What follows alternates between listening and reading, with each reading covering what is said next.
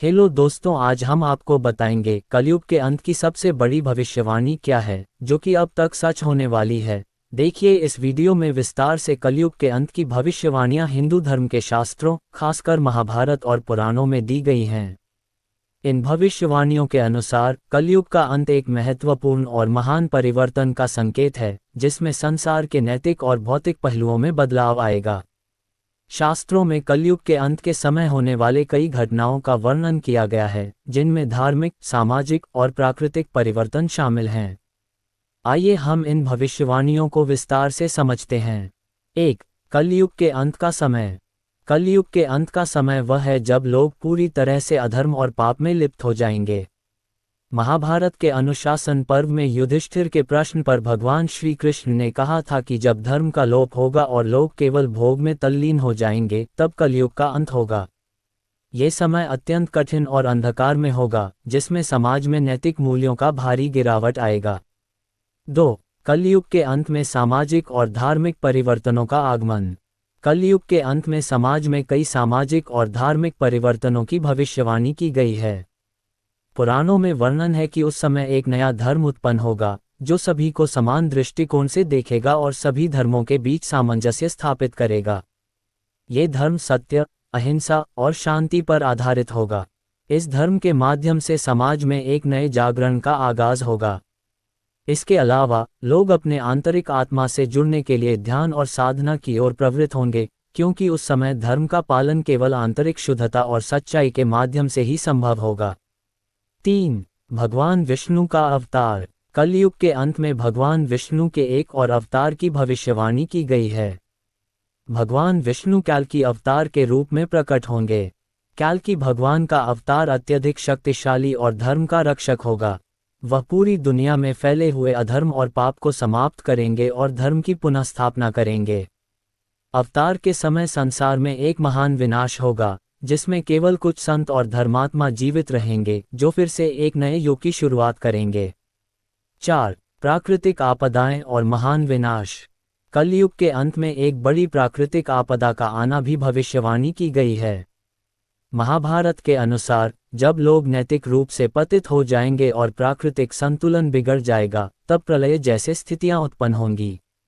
इस समय पृथ्वी पर भयंकर बाढ़, तूफान, भूकंप और अन्य विनाशकारी घटनाएं घटित होंगी। इससे पूरी पृथ्वी का स्वरूप बदल जाएगा और कई स्थानों पर जीवन समाप्त हो जाएगा। 5. धन और भोग की अधिकता और समाप्ति। कलयुग के अंत में धन और भोग की अत्यधिक प्रवृत्ति होगी। लोग केवल भौतिक सुख साधनों के पीछे भागेंगे, जिससे समाज में असंतोष और द्वेष फैलेंगे। लेकिन अंत में ये धन और भोग भी समाप्त हो जाएंगे। लोगों के पास जो कुछ भी होगा वह नष्ट हो जाएगा और एक नए युग की शुरुआत होगी, जहां केवल सच्चाई, शांति और संतोष का वास होगा।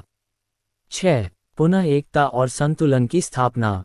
कलयुग के अंत में और उसके बाद एक नई शुरुआत होगी, जिसमें पूरी पृथ्वी पर एकता, प्रेम और शांति का वास होगा। ये समय एक नए युग की शुरुआत का संकेत होगा, जिसे सतयुग के रूप में जाना जाएगा।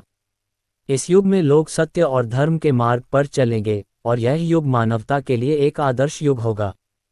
7. भविष्य में आने वाले बदलाव। आध्यात्मिक दृष्टिकोण से देखा जाए तो कलयुग के अंत के बाद एक नई आध्यात्मिक क्रांति का आगमन होगा। लोग अपने आत्मज्ञान की ओर अधिक ध्यान देंगे और भौतिकता से ऊपर उठेंगे।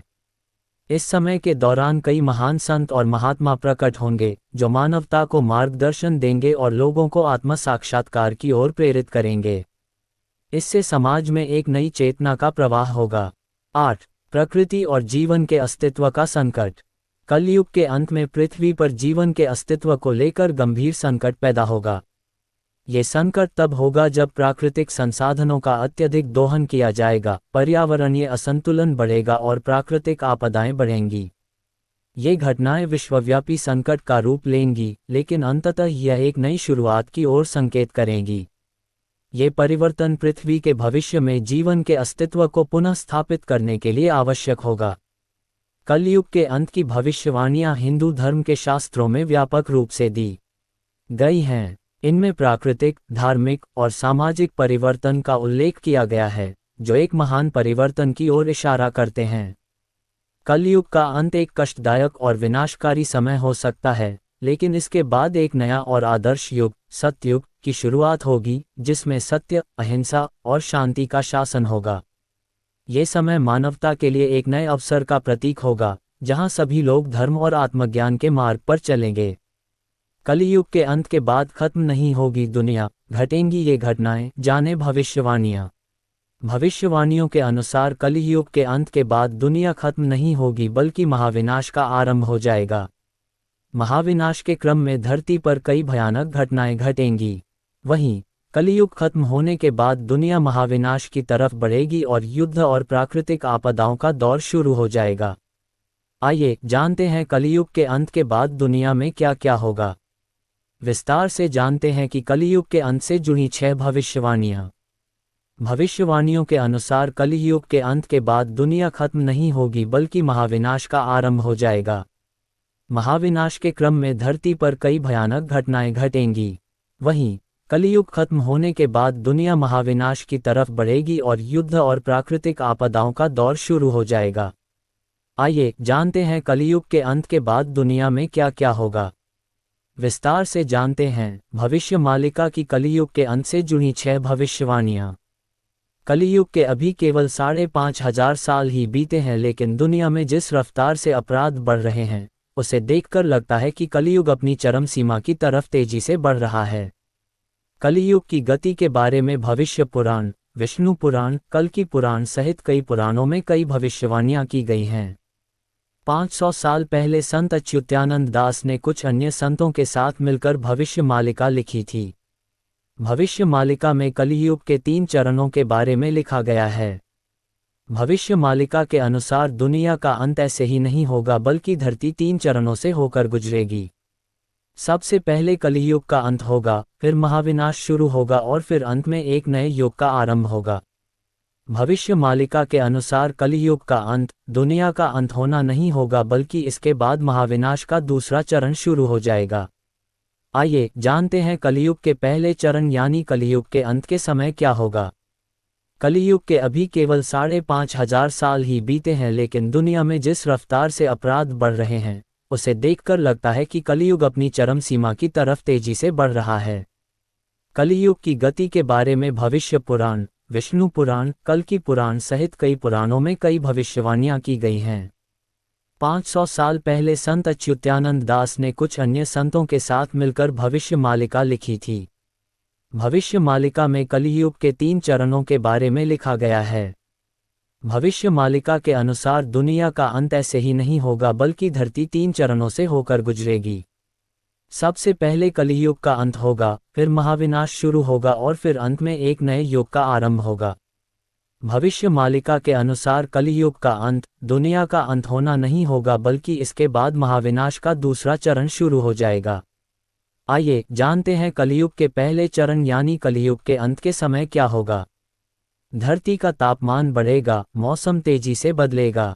भविष्यवाणी के अनुसार कलयुग का जब अंत हो जाएगा तो धरती का तापमान तेजी से बढ़ेगा। इस क्रम में जो भी मौसम होगा वो अति दिखाएगा। इसका मतलब यह है कि गर्मी का मौसम होने पर अत्यधिक गर्मी से लोग परेशान होंगे। वहीं सर्दी भी इतनी कंपकपाती होगी कि लोगों के हाथ पैर तक सुन्न पड़ जाएंगे। वहीं बरसात के दिनों में चारों तरफ पानी ही पानी होगा।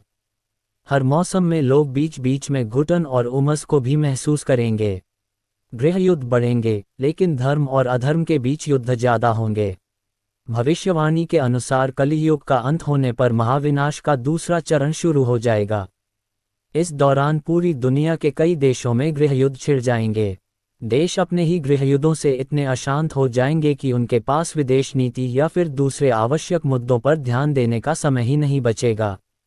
वहीं इन गृहयुद्धों के बीच ज्यादातर युद्ध ऐसे होंगे जो धर्म और अधर्म के बीच होंगे। एक देश धर्म युद्ध कर रहा होगा तो वहीं बाकी देश अधर्म का साथ दे रहे होंगे। कल की अवतार होगा, कई महापुरुष धरती पर आएंगे। भविष्यवाणी के अनुसार भगवान कल की केवल कलयुग का अंत करने नहीं आएंगे बल्कि कलयुग का अंत होने के बाद भी भगवान कल की दूसरे और तीसरे चरण के लिए धरती पर ठहरे रहेंगे। कलियुग का अंत होने के बाद भगवान कल की धरती का महाविनाश होने के बाद एक नए युग की शुरुआत करेंगे, जिसके बाद कलियुग हर चरण में समाप्त हो जाएगा और धरती पर धर्म की स्थापना हो जाएगी। महाविनाश के बाद भगवान कल की देवस्थानों की फिर से स्थापना करेंगे। प्राकृतिक आपदाओं के बाद फिर से दिखने लगेंगे प्राचीन शहर। भविष्यवाणी के अनुसार इस धरती का अंत कई बार हुआ है। ऐसे में कई प्राचीन शहर, नगर और गांव जलमग्न हो चुके हैं। जैसे भगवान कृष्ण की नगरी द्वारका भी समुद्र में समा चुकी है।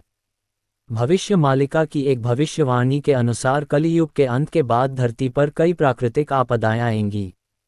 बाढ़, सुनामी, भूकंप के आने के बाद सदियों पहले डूब चुके दिव्य प्राचीन शहर फिर से दिखने लगेंगे। ऐसे में कुछ भविष्यवक्ताओं के अनुसार कलियुग के अंत में श्री कृष्ण की दिव्य द्वारका नगरी जैसे कई और प्राचीन शहर फिर से दिखाई दे सकते हैं। दुनिया में सनातन धर्म के कई प्राचीन चिन्ह भी नजर आने लग जाएंगे। महाभारत काल के अमर योद्धाओं की वापसी होगी। भविष्यवाणी के अनुसार कलियुग के अंत के बाद महाभारत काल में जो योद्धा युद्ध का हिस्सा नहीं बन पाए थे, उनकी वापसी धर्म की स्थापना करने के लिए होगी। भगवान कृष्ण के बड़े भाई बलराम जी भगवान कल्कि की मदद करने के लिए आएंगे। कलियुग का अंत होने के बाद दूसरे चरण में वे धर्म युद्ध का हिस्सा बनेंगे और फिर भगवान कल्कि के साथ मिलकर एक नए युग की स्थापना करेंगे। विलुप्त हो जाएंगे कई धार्मिक स्थल। भविष्यवाणी के अनुसार कलियुग के अंत के बाद कई प्रसिद्ध और प्राचीन धार्मिक स्थल अदृश्य हो जाएंगे। इन धार्मिक स्थलों के विलुप्त होने का कारण प्राकृतिक आपदाएं होंगी। कहीं बाढ़ आएगी तो कहीं पर बड़े भूकंप से धरती पर हलचल मच जाएगी।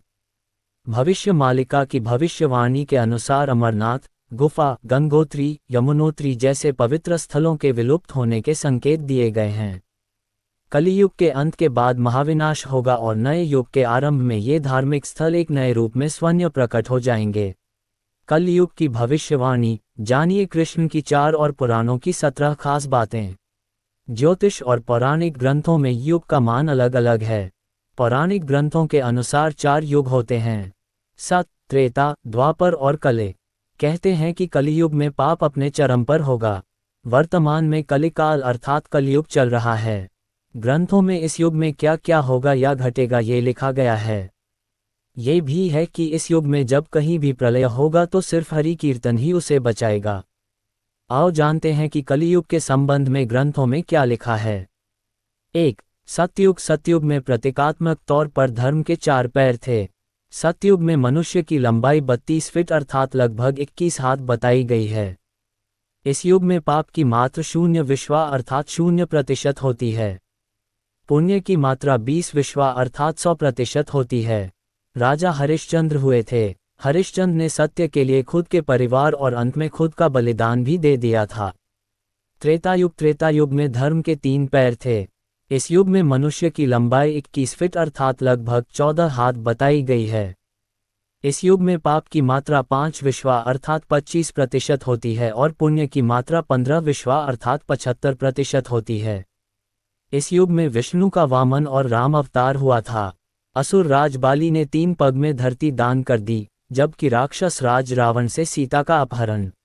द्वापर में धर्म के 2 पैर ही रहे। इस युग में मनुष्य की लंबाई 11 फीट अर्थात लगभग 7 हाथ बताई गई है। इस युग में पाप की मात्रा 10 विश्वा अर्थात 50% होती है, जबकि पुण्य की मात्रा 10 विश्वा अर्थात 50% होती है। मतलब ये कि इस युग में आधे मनुष्य पापी और आधे पुण्यात्मा थे। इसी युग में महाभारत का युद्ध हुआ था। ये युद्ध धर्मयुद्ध ही था। कृष्ण ने धर्म की रक्षा की थी। कलियुग द्वापर में 2 पैर और अब कलिकाल में धर्म के पैरों का कोई नामो निशान नहीं है। धर्म अब पंगु बन गया है। इस युग में मनुष्य की औसत लंबाई 5 फीट 5 इंच अर्थात लगभग 3.5 हाथ बताई गई है। इस युग में धर्म का सिर्फ 1/4 अंश ही रह जाता है। इस युग में पाप की मात्रा 15 विश्वा अर्थात 75% होती है, जबकि पुण्य की मात्रा 5 विश्वा अर्थात 25% होती है। लेकिन वर्तमान में देखा जा रहा है कि कलिकाल अपने चरम पर है। ये जो 25% पुण्य की मात्रा बताई गई है यह अब कहीं भी नजर नहीं आती है। महज 5% ही पुण्य कहीं बचा होगा।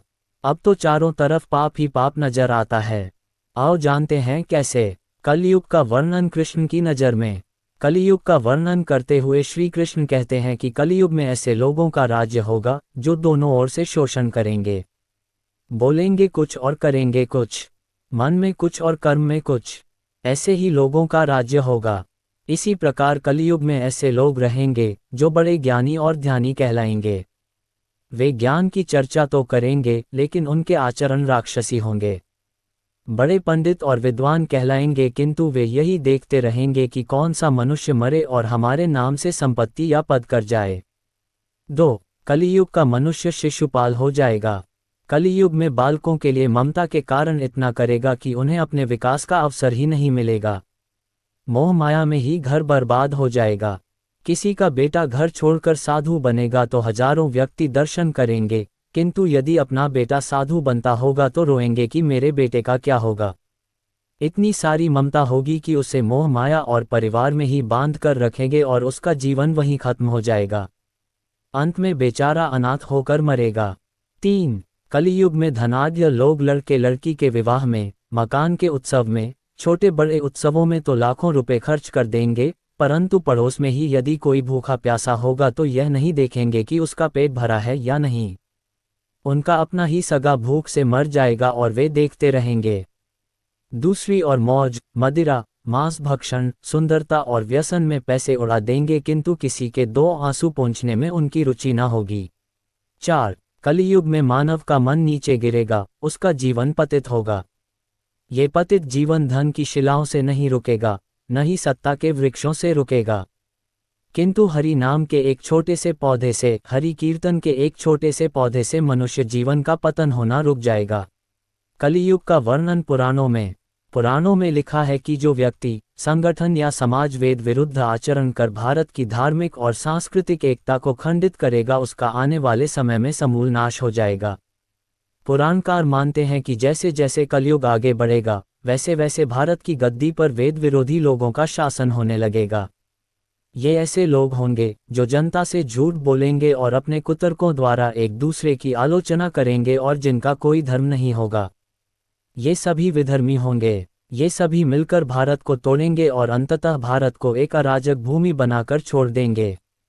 2. ज्यों-ज्यों घोर कलयुग आता जाएगा त्यों-त्यों सौराष्ट्र, अवंती, अधीर, शूर, अर्बुद और मालव देश के ब्राह्मण गण संस्कार शून्य हो जाएंगे तथा राजा लोग भी शूद्र तुल्य हो जाएंगे।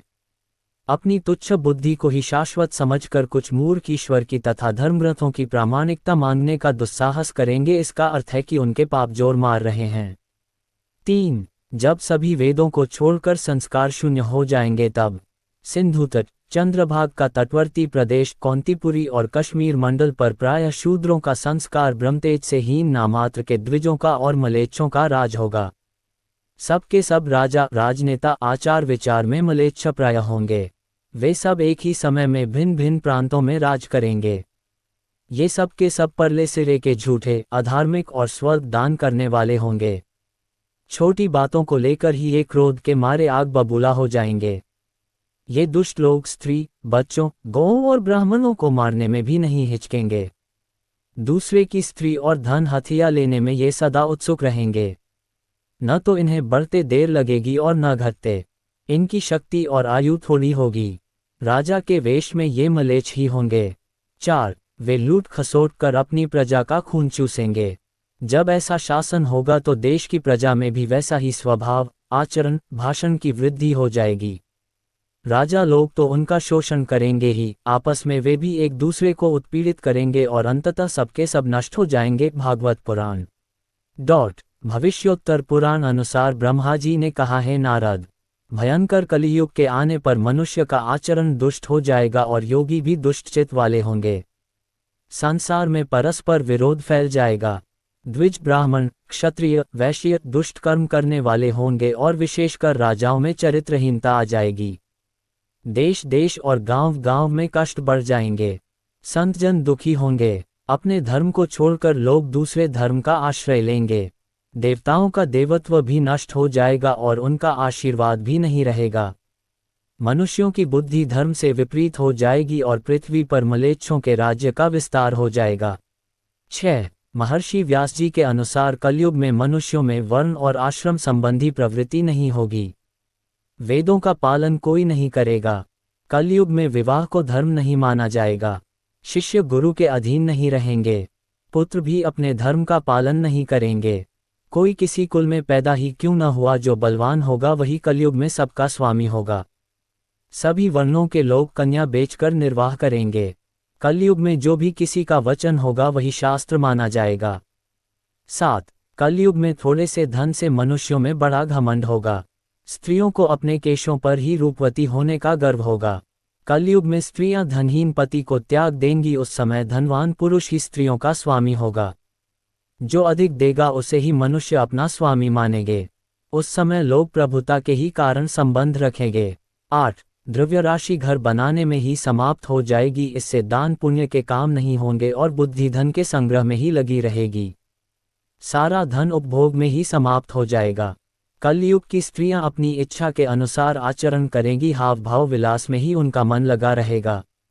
अन्याय से धन पैदा करने वाले पुरुषों में उनकी आसक्ति होगी। कलयुग में सब लोग सदा सबके लिए समानता का दावा करेंगे। 9. कलयुग की प्रजा बाढ़ और सूखे के भय से व्याकुल रहेगी। सबके नेत्र आकाश की ओर लगे रहेंगे। वर्षा न होने से मनुष्य तपस्वी लोगों की तरह फल मूल व पत्ते खाकर और कितने ही आत्मघात कर लेंगे। कलयुग में सदा अकाल ही पड़ता रहेगा। सब लोग हमेशा किसी न किसी कलेशों से घिरे रहेंगे। किसी किसी तो थोड़ा सुख भी मिल जाएगा। सब लोग बिना स्नान करे ही भोजन करेंगे। देव पूजा, अतिथि सत्कार, श्राद्ध और तर्पण की क्रिया कोई नहीं करेगा। कलयुग की स्त्रियां लोभी, नाटी, अधिक खाने वाली और मंदभाग्य वाली होंगी। गुरुजनों और पति की आज्ञा का पालन नहीं करेंगी तथा पर्दे के भीतर भी नहीं रहेंगी। अपना ही पेट पालेंगी, क्रोध में भरी रहेंगी। देह शुद्धि की ओर ध्यान नहीं देंगी तथा असत्य और कटु वचन बोलेंगी। इतना ही नहीं, वे दुराचारी पुरुषों से मिलने की अभिलाषा करेंगी। 10. ब्रह्मचारी लोग वेदों में कहे गए व्रत का पालन किए बिना ही वेदाध्यापन करेंगे। गृहस्थ पुरुष न तो हवन करेंगे न ही सत्पात्र को उचित दान देंगे। वनों में रहने वाले वन के कंद मूल आदि से निर्वाह न करके ग्रामीण आहार का संग्रह करेंगे और सन्यासी भी मित्र आदि के स्नेह बंधन में बंधे रहेंगे। कलयुग आने पर राजा प्रजा की रक्षा न करके बल्कि करके बहाने प्रजा के ही धन का अपहरण करेंगे। अधम मनुष्य संस्कारहीन होते हुए भी पाखंड का सहारा लेकर लोगों ठगने का काम करेंगे। उस समय पाखंड की अधिकता और अधर्म की वृद्धि होने से लोगों की आयु कम होती चली जाएगी। उस समय 5, 6 अथवा 7 वर्ष की स्त्री और 8, 9 या 10 वर्ष के पुरुषों से ही संतान होने लगेंगी।